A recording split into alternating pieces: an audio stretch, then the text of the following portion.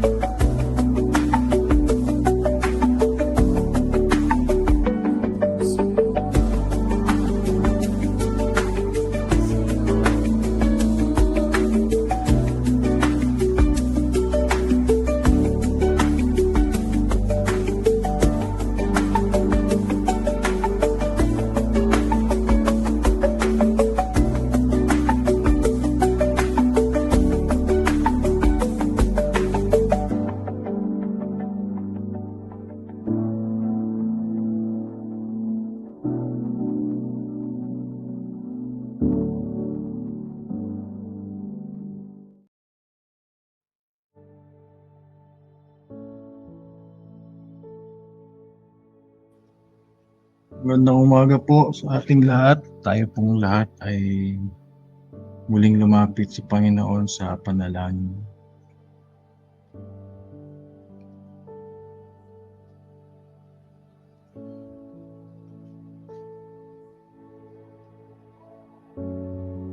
Let us pray. Lord, marami pong salamat, Panginoon, sa panibagong araw na binigay niyo po sa amin. Salamat po sa muli po naming pagsasama, pagsasaluhan namin ang inyong mga salita sa umagang ito, O Diyos.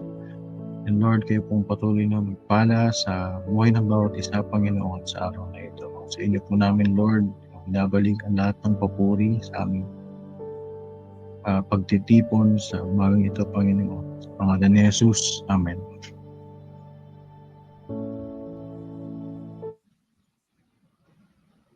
Ako po ba ay naririnig niyo po? Loud and clear.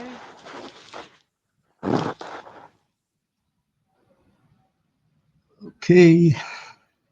So ang share ko po ngayong umaga ay partly devotion po ni Sir Japet dahil hindi po namin siya makakasama ngayon. So i-share ko na lang po yung kanyang devotion at i-share ko na lang din po yung aking mga natutunan sa talata ngayong umaga. So tayo po ay nagbabalik sa Genesis at ngayong umaga po ay nasa Genesis chapter 20 po tayo at patuloy nating pinag-aaralan ang buhay ni Abraham. So sabi po dito, umalis sina Abraham sa Mamre at pumunta sa Negev. Doon sila tumira sa kalagitnaan ng Kadesh at Shur. Hindi nagtagal, lumipat sila sa Gerar.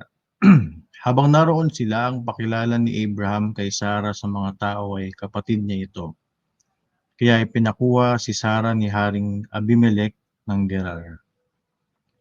Isang gabi nagpakita ang Diyos kay Abimelech sa pamamagitan ng isang panaginip. Sinabi niya, mamamatay ka dahil kinuha mo ang babaeng iyan na may asawa na.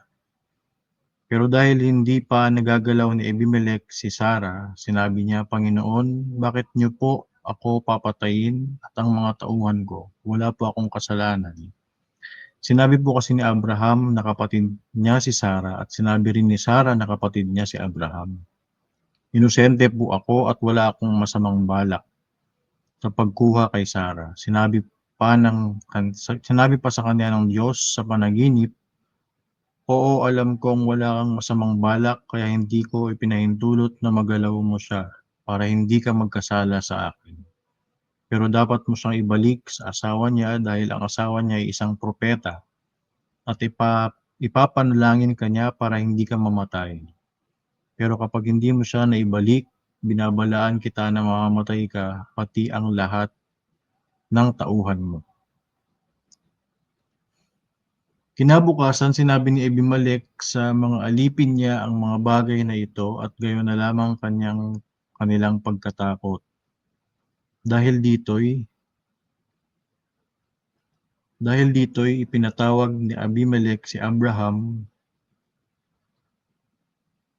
at tinanong, bakit mo ginawa ito? Ano bang kasalanan ko at dinalhan mo ng kapahamakan ito ang aking kaharian? Hindi tama ang ginawa mo? Ano bang pumasok diyan sa isip mo at ginawa mo ang bagay na ito? Pagpalain po ng Diyos ang pagkabasa ng kanyang mga salita. So, ang bahagi po ito ng kwento ng Abraham ay isa na namang paglipat sa isang bagong lugar. At kung maaalala niyo po sa Genesis chapter 12 ay nangyari na rin po ito kay Abraham nung sila ay napunta sa Ehipto at sinabi niya ulit na si Sarah ay kanyang kapatid at si Sarah ay hindi niya asawa. So, nung akin pong binasa at sinaligsik yung mga chapters na ito dahil naiintriga po ako sa ginagawa ni Abraham. Napaulit-ulit ay pangalawang beses niya itong ginawa. So, si Sarah po pala ay sadya nga namang kanyang kapatid but she is her half-sister. So, kung atin pong titingnan yung ginawa ni Abraham, parang medyo naging half lie and half truth yung kanyang ginawa. Dahil kapatid nga naman niya si Sarah pero asawa niya si Sarah na noong panahon ay pinapayagan pa naman po sa kanilang mga kultura. And isa pang palaisipan dito ay kung bakit laging pinagkakainteresan ng mga hari na nadadatnan ni Abraham si Sarah. So, binasa ko po yung ibang chapter at sa verse 12, verse 14, Genesis 12 verse 14, sabi doon, when Abraham came to Egypt, the Egyptians saw that Sarai was a very beautiful woman. Yung pala yung isang dahilan. So si Sarah po pala, despite her age, is a really beautiful woman. So hindi po nakakapagtaka na lagi siyang pinagkakainteresan ng mga hari na nadadatnan ni na Abraham. And for both of them to be saved, dahil nung mga panahong yon ay kapag bago ka sa isang lugar ay maari ka nilang gawing alipin upang sila ay maligtas siguro ay pinapakiusap ni Abraham kay Sarah na pumayag siya na ipakilala siya bilang kapatid. So, atin pong makikita sa talatang ating mga nabasa ang isang tagpo kung saan kinompronta ng hari si Abraham sa kanyang ginawa. At bilang isa sa mga pag-aaral, makikita natin na iyon ay nagawa ni Abraham dahil siguro sa takot or na yun nga mapahamak sila pareho. At yung kanilang kasama yung kanilang mga alipin. Si Abraham ay nagpakita ng takot at nagtago ng katotohanan, subalit ang Diyos mismo ang gumawa ng paraan o nag-intervene para hindi tuluyang magkasala si Haring Abimelech. So despite sa ginawa ni na Abraham na pagpapanggap, ay hindi hinayaan ng Diyos na si Sarah ay mapahamak. Subalit bagkus ay gumawa siya ng paraan upang mamulat si Abimelech at maibalik siya kay Abraham. So, ito ay nagtuturo sa atin ng kahalagahan ng katapatan at integridad sa ating mga relasyon at sa ating pagharap sa takot. So, minsan pala, dito ko rin po natutunan na yung mga Bible characters na ating nakilala sa Biblia ay mga tao din po sila, at this is also part of their being humans, na pag nahaharap sa mahirap na mga desisyon sa buhay, minsan marahil ay nakakagawa sila ng maling desisyon, pero ang kagandahan po dun ay hindi hinahayaan ng Lord na tuluyan silang mapahamak or mahulog dun sa kanilang maling desisyon sa buhay. So sabi dito, nagpapakita rin na ang ating Diyos na makapangyarihan ay makakagawa ng intervention sa anumang mga sitwasyon upang protektahan ang kanyang mga lingkod at matupad ang kanyang mga plano. So, napakalinaw po nito sa buhay ni Sarah at Abraham. Kung titingnan po natin, may mga pagkakataon din sa buhay ni Sarah at ni Abraham na gumawa rin sila ng sarili nilang, despite the promises of God, gumawa rin sila ng sarili nilang mga diskarte at nagkamali sila sa mga desisyong iyon. Pero hindi sila pinabayaan ng Diyos, at sa tagpong ito sa Gerar ay doon natin makikita na hindi sila pinabayaan ng Panginoon. At sa dulo ng kwentong ito kay Haring Gerar, makikita natin na blines pa niya si Abraham dahil hindi hinayaan din ni Abraham na mapahamak ang buong lipi ni Haring Gerar. Dahil kung hindi nila binalik si Sarah, sila ay paparusahan ng Panginoon. So tayo ay maging tapat sa ating mga relasyon at sa ating mga kilos kahit na sa mahirap na sitwasyon. Tayo ay magtiwala at ilagak ang mga mahihirap na pagkakataon sa ating Panginoong Diyos.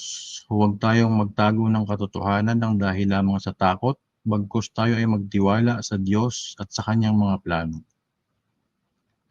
Humingi tayo ng gabay sa Diyos sa ating mga plano at mga desisyon na ating gagawin upang hindi tayo makagawa ng mga bagay na labag sa kanyang kagustuhan. Lubos na magtiwala na ang Diyos ang may kontrol sa lahat ng bagay. So, siguro kung sa isa rin po sa nakita ko dito sa mga talatang ito, siguro kung nag-consult muna marahil si Abraham sa Panginoon, marahil ay mas mas nagawa niyang tama yung kanyang mga desisyon. Pero makikita naman natin sa kwento na sa kabila ng mga maling desisyong ito ni Abraham ay kumilos pa rin ang Diyos sa kanilang mga buhay at hindi niya hinayaan na hindi mangyari yung kanyang mga plano para sa kanilang dalawa ni Sarah, which happened in the next chapter, chapter 21. And meron pang isang side note akong natutunan sa kwento ito. Pag binasa niyo po yung chapter 26 ng Genesis, ginawa rin pala to ni Isaac nung naging napangasawa niya si Rebecca. Parang napadpad ulit sila sa isang lugar at pinakilala niya rin si Rebecca bilang kanyang kapatid. So, parahil bahagi rin yun ng kanilang kultura, hindi ko po alam. Pero, ayun, yung pinaka-gist ng lesson ng ating kwento ngayong umaga ay ang layunin pa rin ng Diyos ang nagpe-prevail sa kabila ng ating mga maling desisyon. Pero ang mahalaga sana sa atin ay kumonsulta tayo lagi sa Diyos at magtiwala tayo na may gagawin siya upang sa simula pa lang ay magawa na natin yung tama at nakakalugod sa Kanya. Ate Fe, kung may dadagdag ka po, salamat po. At wakasan niyo po tayo sa ating devotion ngayong umaga. Enough naman yan.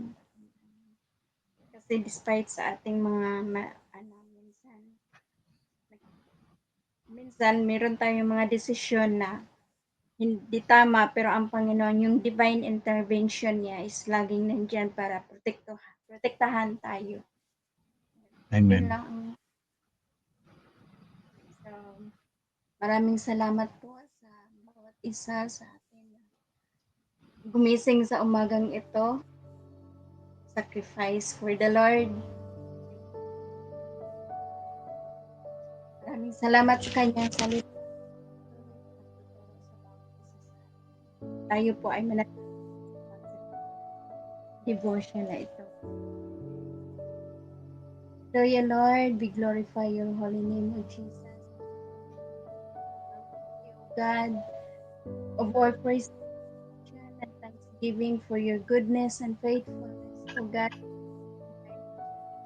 Diyos, ang iyong salita sa amin, Panginoon, lalo sa araw-araw, sa anumang mga desisyon na amin. Always there, O God. Alala sa amin, O Lord, na ikaw namin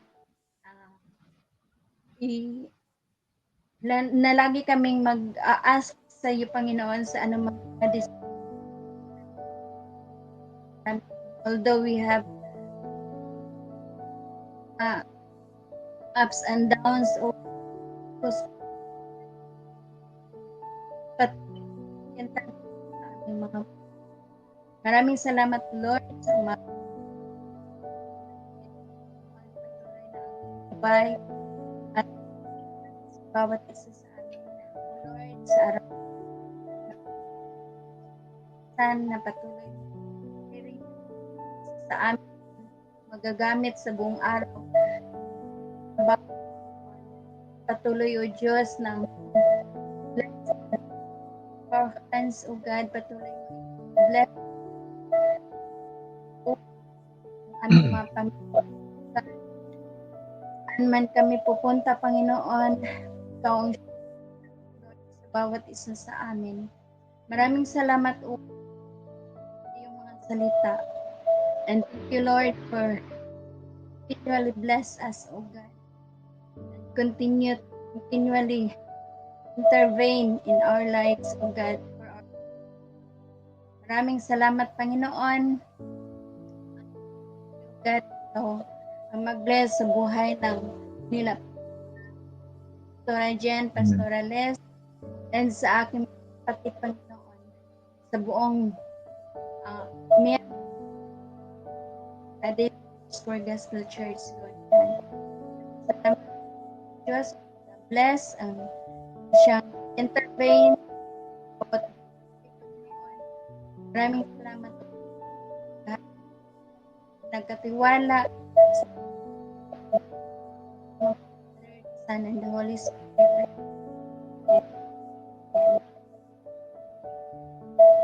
Amen. Maraming salamat po sa inyong muling pagsama. God bless po. Maraming salamat po and good morning po sa lahat. God bless.